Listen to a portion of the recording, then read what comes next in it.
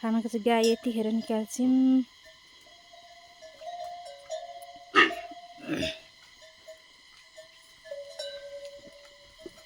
हिँड बाहिर हग्लासँग भित्र।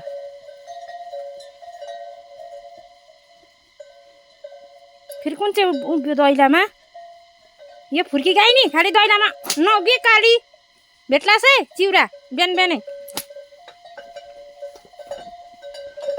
हान त त्यहाँ भाइहरूलाई नानीहरूलाई तेरो डोडेलो यहाँ भित्र मुत्त भरे बस्ला शोभना। मेरो चाहिँ गाई निकाल्ने बेला भयो यतिखेर निकाल्छु। अब चाहिँ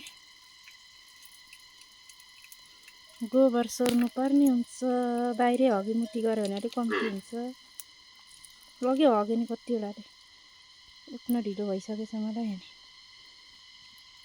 अब तगाएर बन्द गरेर गोबर सोर्नु पर्ने हुन्छ।